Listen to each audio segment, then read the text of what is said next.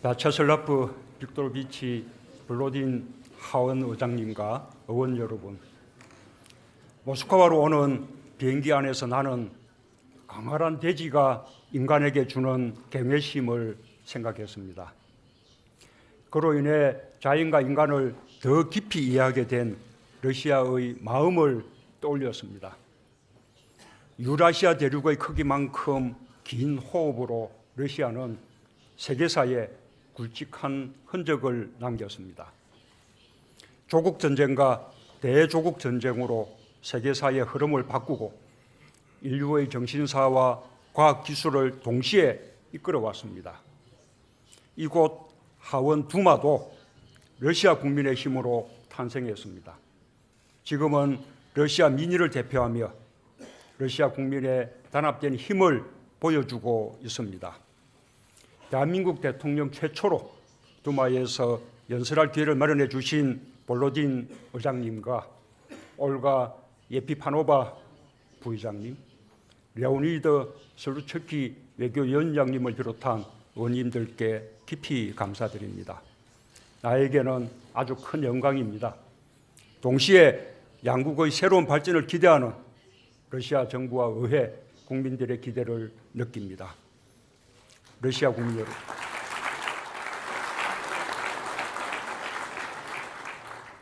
러시아 국민 여러분, 러시아가 구원받을 수 있다면 유라시아주의를 통해서만 가능할 것이다 라고 러시아의 역사 지리학자 레프 구밀요프는 말했습니다.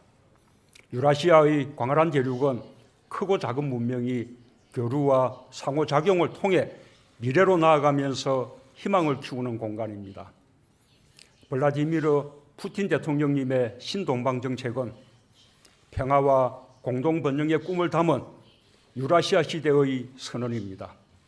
서구 문명이 이룬 장점과 동양 문명이 이룬 장점을 유라시아라는 거대한 용광로에 담아 인류에게 새로운 비전을 제시하려는 웅대한 설계입니다.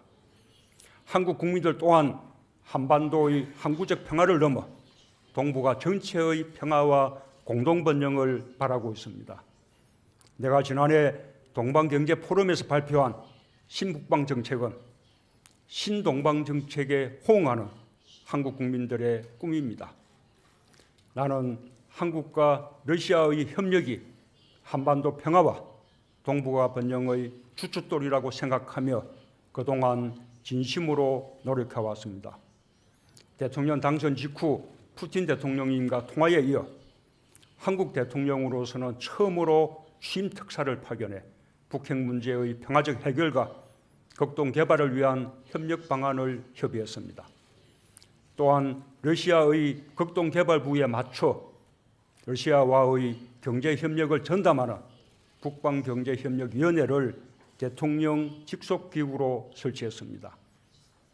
푸틴 대통령님은 작년 9월 동방경제포럼에 나를 초청해 주셨고 나는 그 기회에 신북방 정책을 발표하고 한여 간 실질적 경제협력 방안을 푸틴 대통령님과 함께 논의했습니다.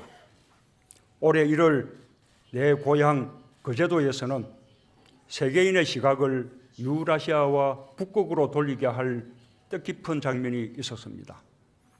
러시아 북극 탐험가의 이름을 붙인 쉐빙 LNG선 블라디미르 유자노프호가 시범 출항을 했습니다.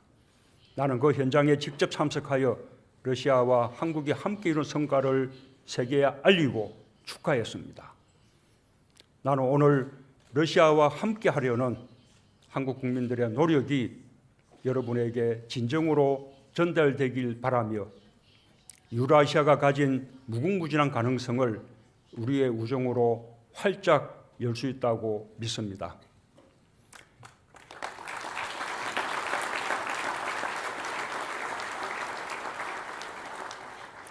러시아 국민 여러분, 한국인들의 서재에는 도스토옙스키, 톨스토이, 투르게네프의 소설과 푸시킨의 시집이 꽂혀 있습니다.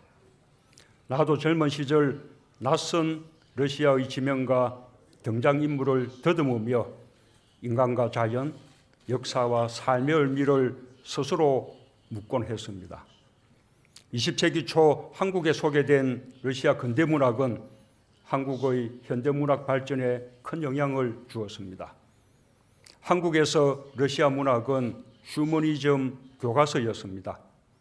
인간의 존엄성과 영성에 대한 탁월한 묘사를 통해 물질 문명을 살아가는 우리에게 정신적 가치의 중요성을 남겨주었습니다. 지구 바깥으로 나간 인류 최초의 우주인 유리 가가린도 과학기술 이상의 깨달음을 우리에게 주었습니다. 지구가 우리에게 얼마나 소중하고 절대적인 존재인지 알려주었습니다. 러시아의 저력은 이와 같이 인간에 대한 깊은 이해에 있다고 생각합니다. 그것이 어떠한 도전과 어려움에도 굴하지 않는 러시아 국민의 힘이 되었습니다. 한국인들도 전통적으로 인간을 존중하고 서로 간의 협력과 믿음을 가치 있게 여겨왔습니다. 그 힘으로 수많은 외침을 극복하고 오늘날 당당한 국가로 성장할 수 있었습니다. 2차 대전 후 독립한 국가 중 유일하게 높은 경제 성장과 민주주의 발전을 함께 이룩한 나라가 되었습니다. 러시아 국민들과 마찬가지로 한국 국민들도 정신적으로 아주 강인합니다.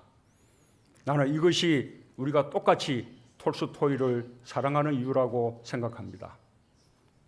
러시아 국민 여러분, 202년 전 외교 사절로 북경을 방문한 한국인 조인영이 러시아 정교 전도단장 비추린을 만나 우정을 나눈 이후 러시아와 한국의 관계는 우애와 존중으로 이어져 왔습니다. 1905년 한국 최초의 주 러시아 상주공사였던 이범진 공사는 러시아 땅에서 만국의 소식을 들었습니다. 그때 따뜻한 도움의 손길을 내민 것이 러시아 정부였습니다. 안중근, 홍범도, 최재형, 이상설 선생 등 수많은 한국의 독립투사들이 이곳 러시아에 망명하여 러시아 국민들의 도움으로 힘을 기르고 국권 회복을 도모했습니다. 1980년대 말 한국 정부는 한반도 냉전의 벽을 허무기 위해 국방정책을 추진했습니다. 당시 소련 정부는 이념의 벽을 넘어 1988년 서울올림픽에 대규모 선수단을 파견했습니다. 양국 국민들 사이에 우정과 신뢰가 쌓였고 그리하여 드디어 1990년 수교가 이루어졌습니다. 지금 한국 기업들이 러시아에서 생산한 자동차와 가전제품들이 러시아 국민의 사랑을 받고 있습니다. 러시아는 2013년 선진 우주 기술을 한국에 전수했고 한국은 나로호 로켓을 성공적으로 발사할 수 있었습니다. 지난 5월 푸틴 대통령님은 2024 러시아 연방 국가 발전 목표를 발표했습니다. 국민이 피부로 느낄 수 있는 변화와 국민 한 사람 한 사람이 잘 사는 경제를 목표로 합니다. 내가 추진하고 있는 사람 중심 경제도 목표가 같습니다. 경제 성장의 혜택을 국민들에게 고루 돌려주기 위한 것입니다.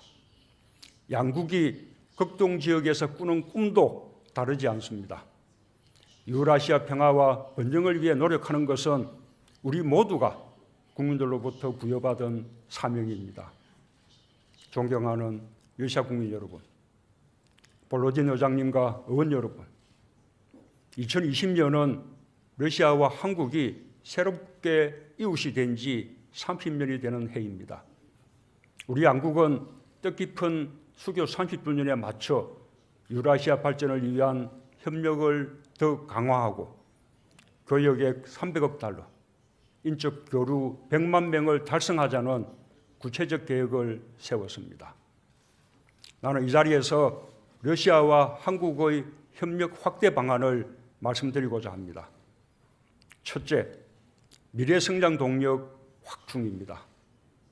혁신을 통해 미래성장을 준비하는 것은 양국 국민에게 일자리를 제공하고 지속 가능한 성장의 기반을 다진다는 면에서 아주 중요합니다. 한국은 국내에 한러 혁신센터를 설립하고 모스크바에 있는 한러 과학기술협력센터를 확대할 것입니다. 세계 최고의 원천기술, 기초과학기술을 지닌 러시아와 IT 기술의 강점을 가진 한국이 협력하여 4차 산업혁명 시대를 함께 선도해 가길 기대합니다. 둘째, 극동개발협력입니다. 작년 동방경제포럼에서 나는 9개의 다리 전략을 중심으로 양국의 협력을 제안했습니다. 가스, 철도, 전력, 조선, 일자리, 농업, 수산, 항만, 북극 항로 개척 등 9개 중점 분야에서 협력을 더욱 강화해야 합니다. 민간의 참여도 확대할 필요가 있습니다. 러시아 극동 지역과 한국의 지방정부들 사이에도 협력 포럼이 준비되고 있습니다. 셋째, 국민복지 정진과 교류 기반을 강화하는 것입니다. 러시아의 2024 국가발전 목표에서 최우선 과제 중 하나는 국민의 삶의 질을 높이기 위한 국민보건 향상입니다. 그 과제에 협력하기 위해 한국의 고급 의료기술이 스콜코보에 함께 하게 될 것입니다. 러시아와 한국 기업의 협력으로 설립되는 최첨단 한국형 종합병원은 암, 신장, 뇌신경에 특화된 의료 서비스를 제공하고 재활을 도울 것입니다. 나는 양국의 긴밀한 협력으로 양국의 국민들이 더 행복해지길 바랍니다. 양국 관계의 소중함을 국민들이 일상 속에서 피부로 느끼게 되길 바랍니다. 러시아 국민 여러분, 내일은 77년 전 러시아의 대조국 전쟁이 시작된 날입니다. 수많은 영웅들과 무고하게 숨진 희생자들을 기리는 추모와 애도의 날입니다. 러시아뿐 아니라 인류 모두에게 평화가 얼마나 소중한지 다시 한번 깊이 새기는 날이 되길 바랍니다. 평화의 소중함은 전쟁의 참화 속에서 평화를 일궈내기 위해 헌신한 사람들에게 더 깊게 다가옵니다. 러시아와 마찬가지로 한국 또한 참혹한 전쟁을 겪었습니다. 나 자신도 피난민의 아들로 태어나 전쟁의 고통과 평화의 소중함을 일찍부터 절감해 왔습니다. 지금 한반도에는 역사적인 대전환이 일어나고 있습니다. 나는 지난 4월 북한의 김정은 국무위원장을 만났습니다. 우리는 판문점 선언을 통해 완전한 백화와 함께 더 이상 한반도에 전쟁은 없다고 세계 앞에 약속했습니다. 이어서 열린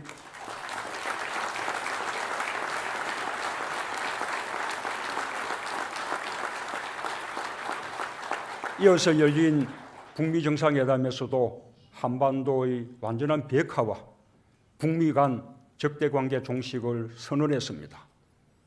북한은 핵실험장과 미사일 실험장 폐기 등 완전한 비핵화를 위한 실질적 조치들을 진행하고 있고, 한국과 미국은 대규모 한미연합훈련 유예 등 대북 군사적 압박을 해소하는 조치로 호응을 하고 있습니다.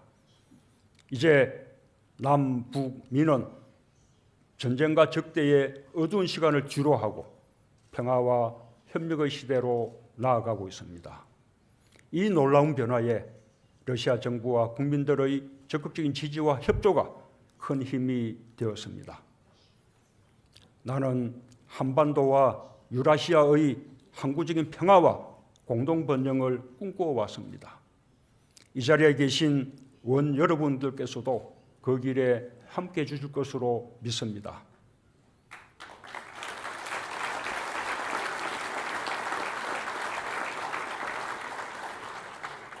한반도의 평화체제가 구축되면 남북경제협력이 본격화될 것이며 러시아와의 삼각협력으로 확대될 것입니다. 러시아와 남과 북 삼각경제협력은 철도와 가스관, 전력망 분야에서 이미 공동연구 등의 기초적 논의가 진행되어 왔습니다. 삼국 간의 철도, 에너지, 전력 협력이 이루어지면 동북아 경제 공동체의 튼튼한 토대가 될 수 있을 것입니다. 또한 남북 간의 공고한 평화 체제는 동북아 다자 평화 안보 협력 체제로 발전할 수 있을 것입니다. 존경하는 러시아 국민 여러분, 의원 여러분, 이곳 모스크바 야로슬라브키 역에서 연해주 항구 도시 블라디보스토크까지 달리는 시베리아 횡단 열차는 단순한 하나의 철도가 아닙니다. 러시아 노동자들의 황금 손에 의해 건설된 생명의 길이며 세계 인식의 지평을 넓힌 문명의 길이고 평화의 길입니다. 이 길은 단순히 상품과 자원만 오가는 것이 아니라 유라시아의 한복판에서 동양과 서양이 만나는 길입니다. 그야말로 유라시아 시대를 여는 관문입니다. 어느덧 100년을 달려온 시베리아 횡단 열차는 이제 육상교통의 중심을 넘어 유라시아 공동체 건설의 상징이자 토대가 되고 있습니다. 이제 한국은 한반도의 항구적 평화를 통해 시베리아 횡단 철도가 내가 자란 한반도 남쪽 끝 부산까지 다다르기를 기대하고 있습니다. 한국과 북한이 유라시아의 새로운 가능성에 동참하고 유라시아의 공동 번영을 이뤄내는데 함께하게 되길 바랍니다.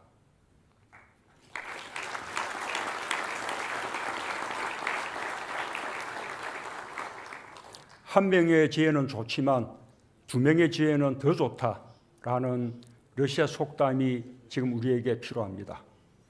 러시아의 지혜와 한국의 지혜, 여기에 북한의 지혜까지 함께 한다면 유라시아 시대의 꿈은 대륙의 크기만큼 크게 펼쳐질 것입니다. 끝으로 세계인의 축제인 월드컵이 성공적으로 열리고 있는 것을 진심으로 축하합니다. 올해 2월 평창 동계올림픽에서 멋진 경기를 보여준 러시아 선수들에게 나와 우리 국민들은 큰 박수를 보냈습니다. 러시아 월드컵에 참가한 한국 선수단에게도 러시아 국민들께서 따뜻한 응원으로 격려해 주시길 바랍니다.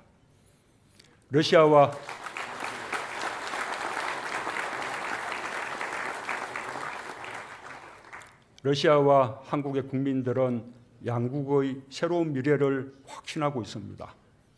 서로에 대한 존중과 신뢰를 더 깊게 쌓아가면 그 어떤 난관과 도전도 함께 헤쳐나갈 수 있을 것입니다.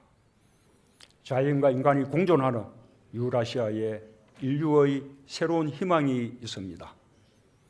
전쟁의 시대를 넘어 평화와 번영의 시대를 향해 러시아와 한국이 함께 걸어갈 것입니다. 발쇼의 스파시바. 감사합니다.